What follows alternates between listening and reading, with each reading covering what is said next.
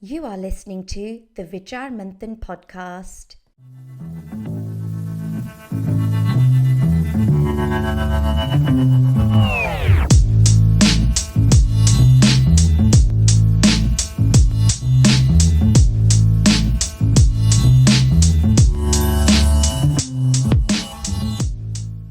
Namaste and welcome to another episode of the Vichaar Manthaan Podcast. My name is Sumit Sharma and it's my great privilege to bring this project to you. A Vichaar Manthaan project looking to explore modern day Britain through a civilizational lens, a Hindu civilizational lens, a Dharmic lens. And I use that word Hindu, not as a religion, rather as a civilization from the 10,000 plus year rich ancestry of knowledge, of wisdom, of how to operate in life, how to be, how to work, how to live and be a quality individual.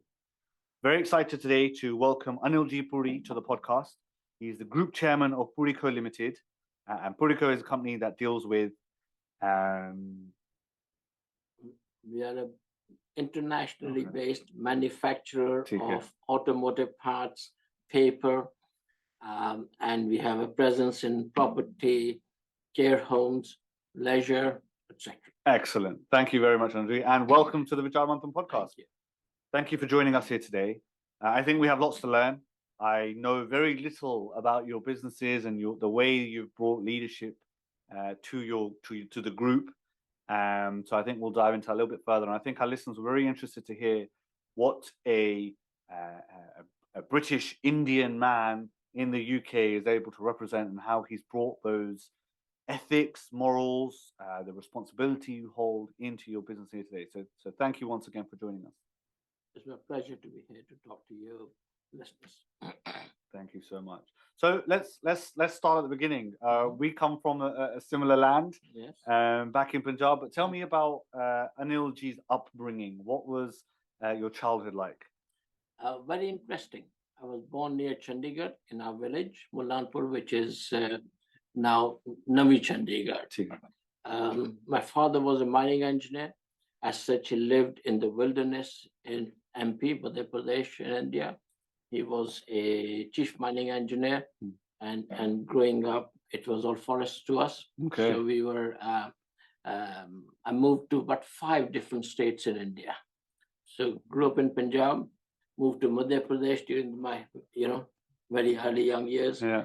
Moved over to Rajasthan, Okay. where my father put all the 4 brothers into Pilani, Birla Public School Pilani, Okay. as in a boarding, and then moved from there back to Jammu and Kashmir, back to Chandigarh, then to Delhi. So It's been a long journey. I don't think there's many. I mean, people travel around India a lot, but you're able to call 5 different states home. Yes. That's very nice. It was a good journey for us. Yeah. Learning, harsh at times, but it was wonderful. Sure. And you went to Punjab University? I went to DAV College, Chandigarh, Okay. for a short time. And you were telling me earlier on that some of the land there is from ancestry? So Punjab University in Chandigarh, that's built on part of our old ancestral land, agricultural land. So when they built it, it was acquired for that purpose. I've seen Chandigarh grow from nothing to the city that it is today. Excellent. I've been there maybe a good couple of years ago, but it certainly come on leaps and bounds. No, great to hear. Thank you very much, Anil Ji, for sharing that with us. And so when did you get to the UK? When did you become part of this soil here? When did this become home? I came to UK in 84 on a work visa, which was arranged by my uncle, whose business that it is. Okay. And how was those initial years here in the UK, living, learning, working? What was that journey like? Baptism of fire, very harsh. Okay. Where I lived, this was the day of the miners' strike. Okay. So I was living in a small flat and in a mining town, which was a challenge. Right. So that was a big learning, because the strike seemed almost like being in Bharat again, because we have a lot of those. Didn't expect it over here. Oh, it was an interesting challenge and an interesting learning. Well, is there a key story you can remember from those times? Was there something that happened? 2 things come to my mind. First was one evening, I couldn't cook, so when I was going down to the fish and chip shop to buy some chips, But on the road side, one side was strikers, other side was police. As I'm walking past, there's a little bit of stone throwing going on, Okay. which was an interesting challenge. Yeah. I didn't know what was happening at the time. But more importantly, it is the diversity and the challenges it created in the families. Sure. So I had a lady working for us. She had two more brothers, one a miner, one a police.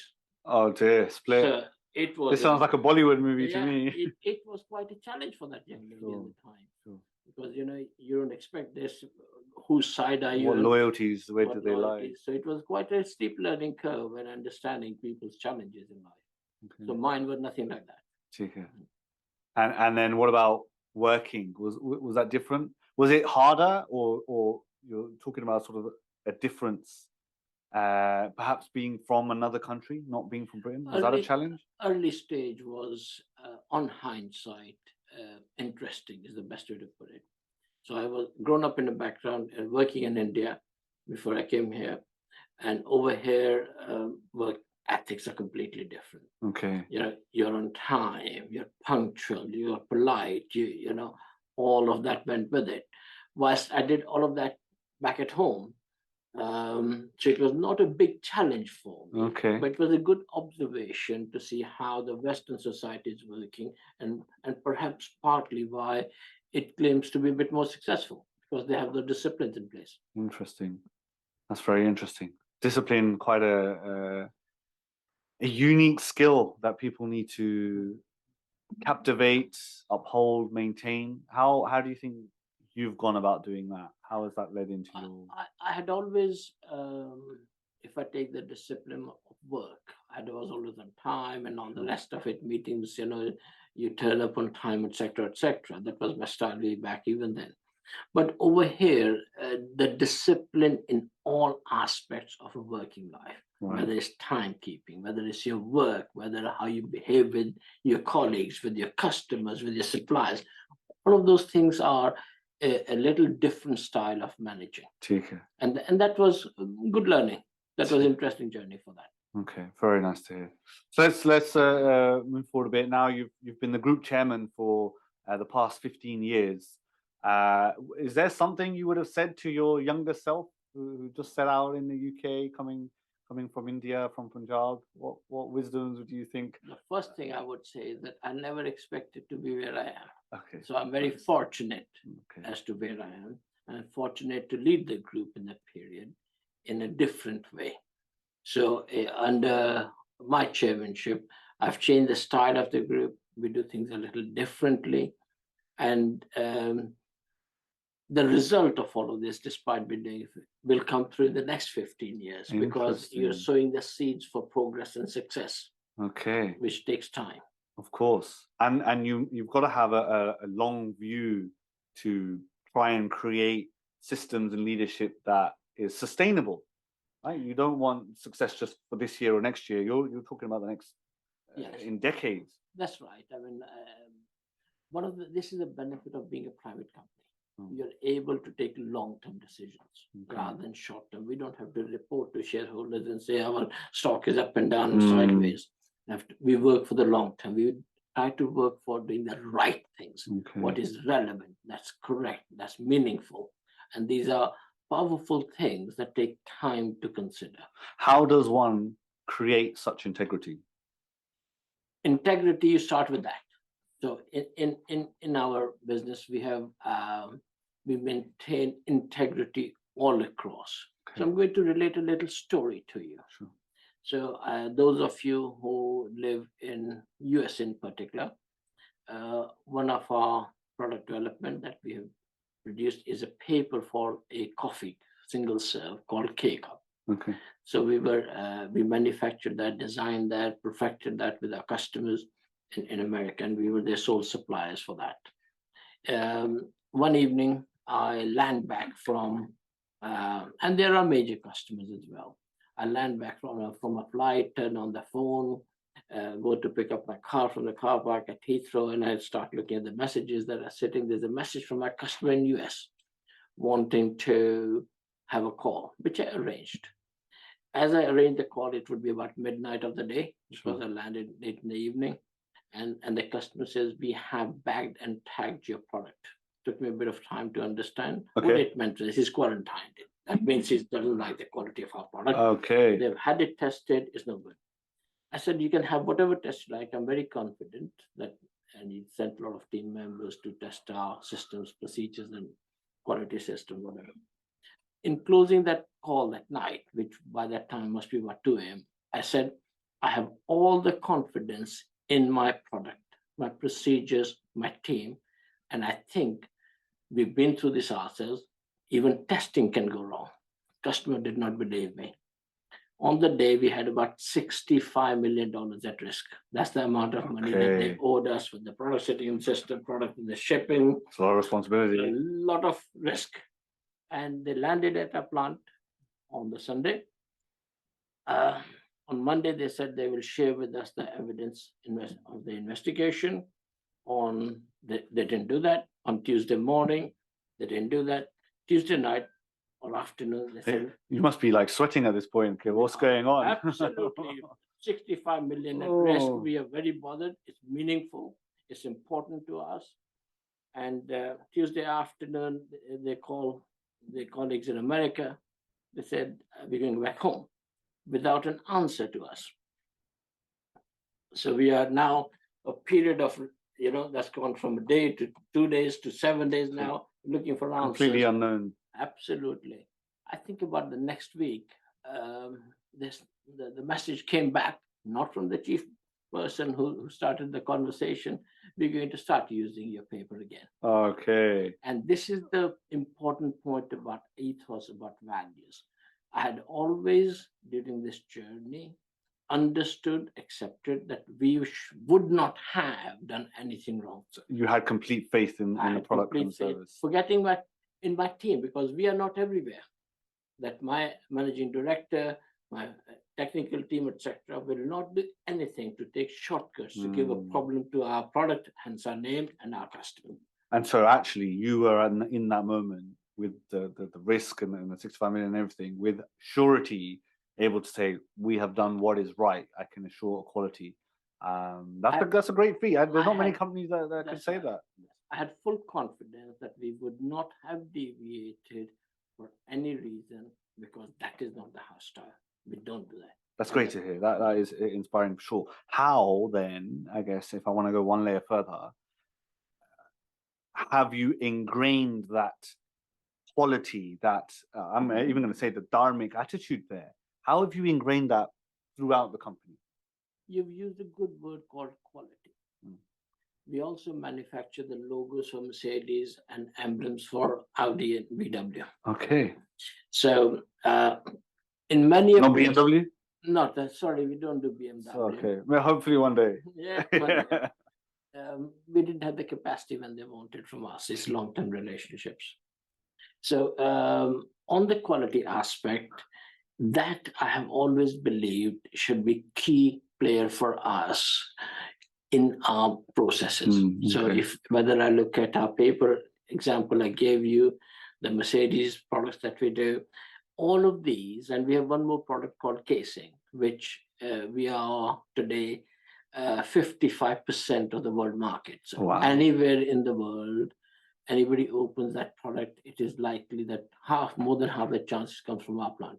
Excellent. Which is a phenomenal position to be. Absolutely. But all of that is possible due to quality. So in many conferences, many places, and my teams, they don't understand the word dharma, but I use the philosophy that quality is the key to our success. Amazing. And in the platforms where Hindu community is there and they've asked for, like you have just now, I would use the word, it is like our dharma, quality, and we must maintain it the way we must maintain our dharma. Excellent, excellent. It's inspiring to see how your experience of dharma, your understanding of dharma, you've allowed that to drive the ethos you have of quality, to make sure you're doing the right thing for the right person, with so much so that you were confident to sort of make those decisions and the success you've had. So, Anil Ji, thank you very much for sharing those stories. That's very insightful. Tell me what leadership you've had to bring, how those skills were curated and what they've driven and for you and the business? Because leadership's hard to come by. That's a very big subject. Mm. And it is leadership at all levels. Okay. That is the key to it. So when I was a junior, I had leadership from my team above and leadership to my team below. Okay. So it's a big bandwidth. We forget that. And it's very important at all levels. People will say, that's not my responsibility. That's not my bag. Yeah. So the true test of leadership is when, without using the word, without using your title, your position, people start to respect you. They come to you for a discussion, a debate, a view. And that to me is the crux of leadership. When people, your teams, whether up or down, doesn't really matter in our value chain, they start to talk to you about it. That is when you know and you would feel that it is gelling together, it's working together, and there is a healthy responsibility for each side. And for everyone to have that responsibility, they must feel like they're a part of the mission. They're on the journey together, and it's they're working. It's also their business. So I use the word that I'm very fortunate that we are a private company, as I said earlier. So our managers, unlike other parts of the globe, do not have equity benefit. Okay. But they treat our businesses as if they own. Like their own. And that is a very fortunate position to be, and we are allowed that luxury because we treat people in a particular manner. And we talked about the leadership point. They will only do that if they believe in what we do, of what course. we stand for, how we do it, how we treat our customers, our employees, our suppliers, our all the people in the value chain that we have. And I'm quite fortunate that there are managers. I have very few Indian managers in my business, and we are a workforce of over 2,000 today. And despite that, they understand the values of being a family business and what we're trying to achieve. Excellent. I think, Anil Ji, you've definitely been instrumental to that. Just even from the passionate way you're talking about how you take on that responsibility, and the way you've described how it's transcended down into all layers of management. So leadership at all levels. That's a very nice anecdote that you've shared with us here today. I'm gonna do something called the rapid fire round. Okay. So we're gonna do a couple of sort of quick questions, and so whatever comes to mind, just we'll go from there. So Anil Ji, what goes into your perfect breakfast smoothie? I don't have smoothies. No. So my perfect breakfast is a toast, basically, and Indian tea. Okay. Proper Indian tea that I make. Extra sugar. No sugars. I'm not allowed that. But it's proper tea, and that's my only luxury. I bring my loose tea from India. Very good. Very nice. Excellent. Okay. I can do tea and toast. Okay. Indian tea and toast. Yes. If you were stranded on a desert island, yes, and you could only take 3 things with you, what would they be and why? First, it has got to be my Indian music. Okay. Because I'm a big fan. I've been for all my life. Who's your favorite artist? Well, I like ghazals, basically, and the recital of those by some people is better than others. It enables you to understand. So that'll be my first choice. Second would be some poetry to go with it. Very nice. And that's obviously, then you need to live somehow and find a means of doing that. Yeah. So those are 3 items to enable how to manage living on a desert island. Yes, that is a very big ask, but that's an interesting one. And it's amazing to hear your music and your poetry with doing you there. So thank you. If you could have one superpower, what would that be? We, as a group, and the founder of our group has shown to us that he's passionate about charitable work. Okay. And if I had superpowers, I would like to continue down that journey. Very nice. Be in a position today, pre-COVID, we were supporting about 65 students in Nepal. Okay. A few thousand in Delhi, some in Gujarat. We'd like to see if we can expand that. So that would be, if it was in power, that's what I'd like to do. That's amazing. And this, we haven't even spoke about this, but this charitable sense, this giving back to community, perhaps those are less fortunate. that sort of, and the business aspect as well, the inspiration that you have from there, very wholesome, very ethical, very, very moral characteristics. So I applaud you, Anil. It's very, very nice to hear. When we think of businessmen in suits, in central London, Wall Street, that kind of thing, you don't think of them being sort of charitable or onerous or having responsibility. The charitable journey has been interesting one for us. As I said earlier, it's my uncle's business. He is quite charitable, having done well like we have. And I'll relate a story to you. So I was working in one of our companies. I've had a hard discussion with my senior leadership about my salary at the time, and then which was not to satisfaction. Nobody gets satisfied on that point. Sure. However, we go to there was a disaster in Bharat and some fundraising, and my uncle kept on raising his hands to increase the quantum of money that he will support with. Alongside him, there were billionaires of the Asian community, and they had to match his donation at least, if not better, because their stature is a little higher. Okay, yeah. So on the journey back, I'm thinking, hang on, I've had a very tough discussion on my salary, but we have given away a fortune, and it was a big lump of money for charitable causes.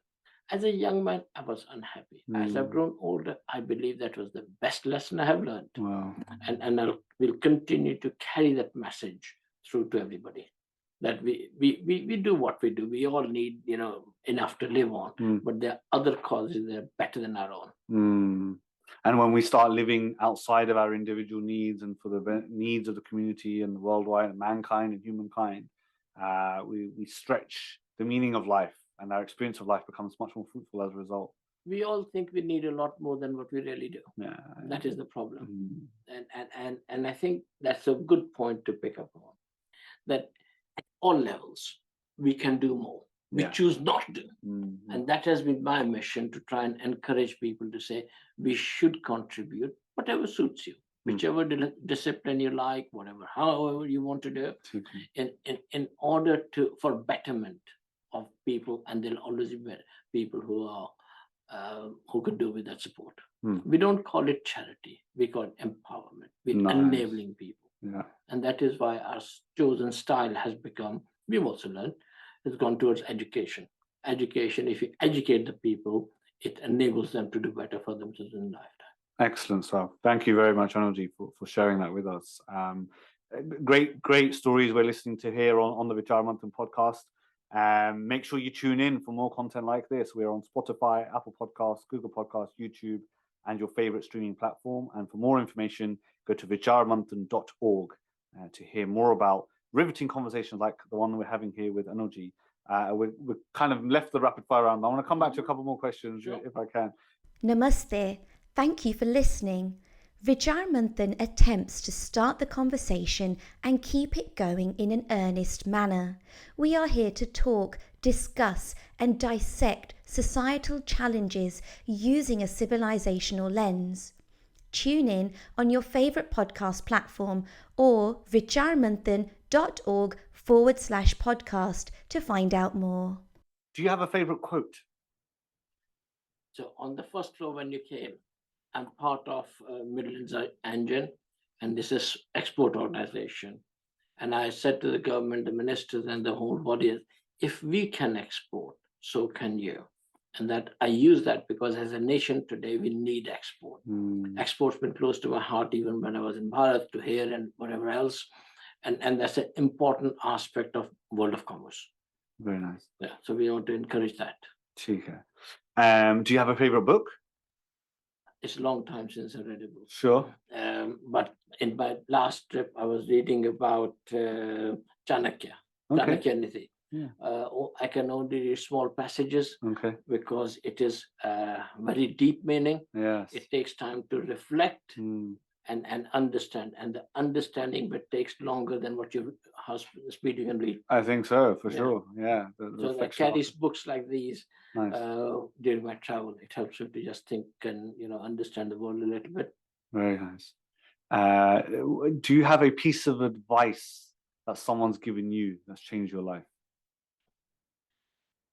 The advice or experience that I'd like to share is a different one. In life, we all want to be successful. That's important to us. It's very valuable.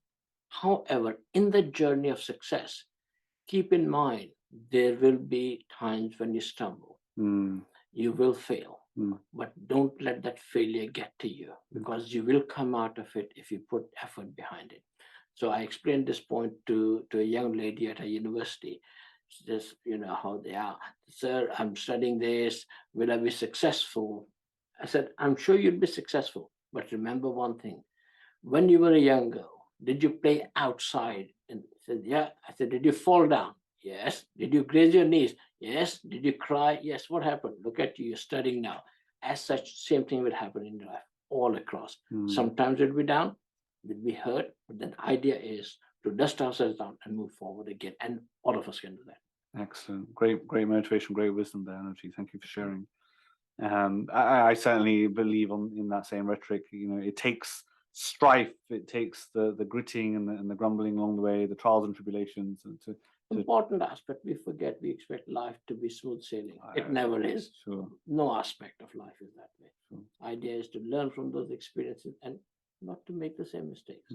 That's equally important. Grow from them. Yeah. Thank you. If you had to fight a horse-sized duck or 10 duck-sized horses, which would you pick? First of all, my style is not to start a war. No problem. I don't do that. However, I also believe that if I am involved in a war, then I will take it to an end. And whatever the size it may be. So we fought battles with people in business who are a lot bigger than us and won. But we didn't start them. Sure. Key is not to start. Try and find a negotiated settlement. But if you have to go to war, then be prepared and prepare to win. Very nice. Very nice. Thank you. What does the term sustainability mean to you? Very fashionable nowadays. Okay, true. It's sustainable at all levels. Yeah, okay. So whether we talk about environment, whether we talk about individuals, about business. So it depends on the application of the word for what you're trying to discuss on the time. So for us, if you look at our board outside this office, it says Environment House. Now we've been using that Environment House since late 70s. Okay, before it was the buzzword of today. Yeah. So, and the reason was my uncle was in those days, it was environmental studies. Heating and ventilation was called environmental studies, and which is why he used the name. So people ask the question, are we being fashionable? No, we've been using it since late 70s. And the same applies to sustainability. Sustainable at all levels. Sustainable in making this work, sustainable in our own selves, in whatever discipline that we want to talk about. So it's an application relevant to what you're discussing. And also you mentioned earlier on making decisions for the next 10, 15 years. So any ideas you have, whether it's in business or in leadership, to making sure that they outlive now, today, that they are around for the future to come. That is a particular luxury for us, being a private company. So many times I've been in meetings, I've attended things, and my assistant would ask, how did the meeting go? And my standard response for many years has been, talk to me in 5 years, 10 years. I'll tell you whether it was successful or not. And you have to sow the seeds for future at all times. And that's what leadership point as well. You have to sow the seeds in your team members for them to become better and bigger leaders in time, even bigger than yourself at times. And that is the key to it. Very nice. Very humbling also. Thank you. I ask my guests on the podcast if there is a commitment they would like to make to themselves or to our listeners in front of an audience.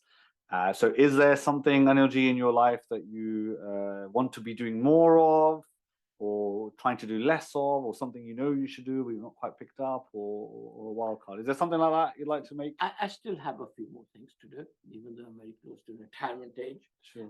And my experience has been in manufacturing. And I'd like to provide manufacturing advice to companies in India. Okay. I'm not expecting anything for it. The idea is to see how we can assist them to become world class. Very nice. So that will be quite a nice thing to do, and for satisfying for me. Yeah. No, definitely. That's that. That giving back, that contribution of knowledge and wisdom. I'm midway into some of my IT career, but anyone coming out of university or doing IT in that regard, like I want to show them and help them and tell them like there is good ways of doing this. Here are the nice skills you should have. And so your view is scaled up much higher, like businesses in India. But so let me put the question back to you. Sure. In the guidance you provide on IT, how do you share with the new entrants the roadblocks, the dead ends that we find even in IT or any other aspect of life? Yeah, great question. I am constantly looking at what's relevant, what kind of skills have helped me in my short career so far, and learnings from my peer group as to whether it's a technology trend, whether it's a certificate or an education thing, how to be in business, how to be in IT, how to show the value of the technical person. And so I am constantly showing my mentees, read this, look at that tweet. What does that article say? Can you show me the value of this? Here's a course that's excellent. Here's a course I'm studying right now. Why don't you get ahead 10 years early and jump on something like this? Because it will benefit you for the future. So that's the small things that I like to do. But I think for yourself, and you even said it, right? Pro bono, what's fulfilling in it for you is empowering someone else. It is sharing that knowledge. So let's talk about IT. IT is quite a young industry. It is growing very fast. It will continue. So if you go back to the 70s, what was IT? I mean, we didn't even have a fax at the time for getting anything. Yeah. And how the world has changed. I do believe that products like IT, I know it's a big word, will be game changing in the future and enabling and inquiring people to exploit and enable people to use that would be a phenomenal area to be in. So that's a very interesting side of what you're doing. Yeah, thank you, Anil Ji. Brilliant. I think we've merged in and out of rapid fire round. We're getting into great questions, but is there some words of wisdom or some advice or something that you could give to our listeners at home who perhaps are principled, perhaps they're going into some type of leadership role or at the start of their career or in some type of business? What ethos, what things have driven you? What advice could you give them? Seek advice from others, but remember, have confidence in your thought. It's very important. We all seek in our Asian society, Indian society, extended families. We tend to have this great need for debate within the families and friends, which is great. But at the same time, hold on to your belief as to which is the right path for you. And hold on to our religious value. It is not about religion. It's a guidance. It's principles. Hold on to those principles that will, I think, allow you to be successful in life over the long term. Short term blips we'll all see. That is not an issue. And nobody can overcome those. But I think the more important, have strong belief in yourself. Confidence. Awesome. I think and the things you've been telling us today about your strive for excellence, your drive for business, showcasing great quality leadership skills, and the quality word that you pushed on, right? The Dharmic aptitude that you've delivered throughout business, throughout life, has a very wholesome character, very humbling. I'm very privileged to be sitting across the desk from you, Anil Ji, and sharing this wisdom with our listeners across the globe, to think about Dharmic concepts, right? And I think the other point I always try and discuss and close on is that, yes, there are a lot of people who are doing some good charitable work, but can you be that next person who takes on the baton from us? And why not? How can we inculcate in our people a little bit of giving, which is our Hindu style anyway, but making it more relevant and making it more prominent. We shy away from that aspect at the present moment. And I'm equally guilty of that, if I'm honest, because I should be speaking to you in Hindi. Sure. I can read Hindi, but I'm not having spoken for a long time, it becomes a bit more difficult to debate in that language. So those holding on to those values. Excellent. Thank you, Anil Ji, for sharing with us insights around your life, around what it takes to be a business person, especially in the UK, at one point uncharted territory. and how you've managed to sew yourself in with integrity, with respect, with those quality characteristics that make up a character here today. So Anil Ji, thank you very much for joining us on the Vichaar Manthaan podcast here today. Thank you. I don't recognize the words. I don't see them in myself, but thanks for this kind words. No problem. And to everyone listening at home, thank you once again for tuning in to the Vichaar Manthaan podcast. Please do make sure you subscribe. Have a look at all the great content on our website, vicharmanthan.org, and do subscribe to this podcast. My name was Sumit Sharma. This was the Vichaar Manthaan podcast. Namaste. Namaste. Thank you for listening. Vichaar Manthaan attempts to start the conversation and keep it going in an earnest manner. We are here to talk, discuss, and dissect societal challenges using a civilizational lens. Tune in on your favorite podcast platform or vicharmanthan.org/podcast to find out more.